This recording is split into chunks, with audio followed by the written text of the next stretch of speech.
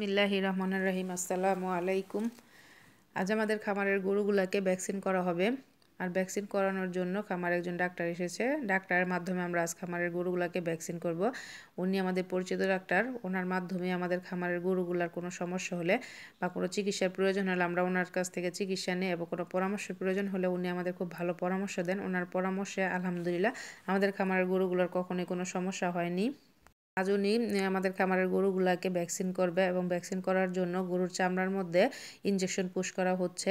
একটা গরুকে ভ্যাকসিন করবে না, উনি আজ সমস্ত গরুগুলাকে ভ্যাকসিন করবে। ছোট থেকে যতগুলা গরু বড় আছে সবগুলা গরুকে উনি আজ ভ্যাকসিন করবে। কারণ এই ভ্যাকসিনটা যদি একটা গরুকে করা হয় অন্য গরুকে না করা হয় তাহলে দেখা যাবে যে এক গরু থেকে অন্য গরুর শরীরে আবার এই রোগটা আক্রান্ত হওয়ার সম্ভাবনা থাকে। তাই সবগুলোকে গরুকেই ভ্যাকসিন করতে হবে। আজকে যে গরুর ভ্যাকসিন দেওয়া হচ্ছে সেই গরুর ভ্যাকসিনটা হলো খুরা রোগের ভ্যাকসিন। খুরা রোগকে FMD ভ্যাকসিনও বলা হয়। ভ্যাকসিনটা বছরে 2বার গরুকে দিতে হয়। এই ভ্যাকসিনটা দেওয়ার ফলে গরুর খুরা রোগ হওয়ার সম্ভাবনা থাকে না এবং যদি গরু খুরা রোগ আক্রান্ত হয়ও তাহলে চিকিৎসার মাধ্যমে গরু তাড়াতাড়ি সুস্থ হয়ে যায়। এই গরুর রোগটা গরুর জন্য খুবই ব্যয়বহুল চিকিৎসা এবং এই রোগটা হলে গরুকে বাঁচানোটা খুবই কষ্ট। খুরা রোগ হলে সহজে ভালো হয় না, ফলে গরু এবং সেবা প্রদানকারী উভয়ই কষ্টের শেষ নেই। খুরা রোগ একটি ব্যয়বহুল রোগ। এটি দীর্ঘ সময় ধরে চিকিৎসা ব্যবস্থার উপর রাখতে হয়। যেহেতু এটি একটি ভাইরাস সেহেতু এটি অল্প সময়ে ধ্বংস করা যায় না।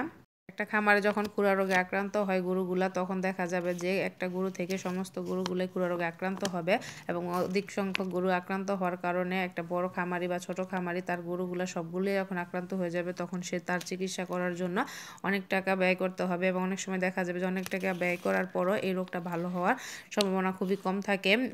কম থাকার কারণে গরুগুলা আস্তে আস্তে নিস্তেজ হয়ে যাবে, ধ্বংস হয়ে যাবে এবং একটা খামার ধ্বংস হওয়ার জন্য খুরা রোগী যথেষ্ট।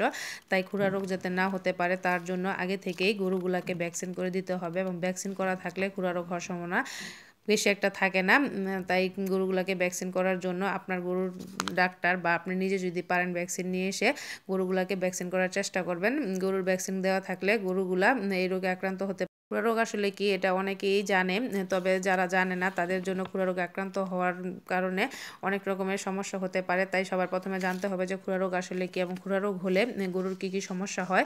খুরা রোগ হলে একটা গরুর জ্বর আসবে এবং জ্বরের তাপমাত্রা দেখা যাবে যে 104 থেকে 109 ডিগ্রি পর্যন্ত হয়ে থাকে।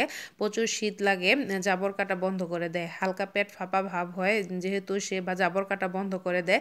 পায়ে মুখে ফোস্কা পড়ে যায়, নাকের মধ্যে চোখে এমনকি ফুসফুসের মধ্যেও ফোস্কা পড়ে যায়। পায়ে এবং মুখে ফোস্কা পড়ার কারণে গরু মুখ দিয়ে খাবার খেতে পারে না এবং গরু যখন খাবার খেতে না পারে তখন সেই গরুটা আস্তে আস্তে এমনি নিস্তেজ হয়ে যাবে এবং গরু নিস্তেজ হওয়ার ফলে গরু আর উঠে দাঁড়াতে পারে না বা সে খাবার দাবার আর খেতে পারে না। তাহলে গরুটা কি হয়ে যাবে, গরুটা আস্তে আস্তে সে মারা মৃত্যুর মুখে পতিত হবে। এবং অনেক সময় আছে গরু আপনি মাঠে ছেড়ে দিলেন এবং হাঁটা চলাফেরা করে খাবার খায়, যখন গরুর পায়ের মধ্যে ফোস্কা পড়বে তখন গরু হাঁটা চলাফেরা কোনো কিছুই করতে পারবে না এবং তার ফোস্কার কারণে সে উঠে দাঁড়াতেও পারবে না। তখন ওই গরুটা আপনার জন্য খুবই সমস্যা হবে এবং বাঁচানোটা মুশকিল হয়ে যাবে।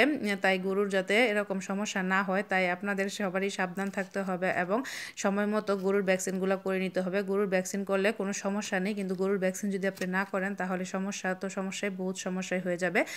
আমার ভিডিওটি যদি আপনাদের ভালো লাগে তাহলে লাইক শেয়ার করবেন এবং আমার পাশে থাকবেন।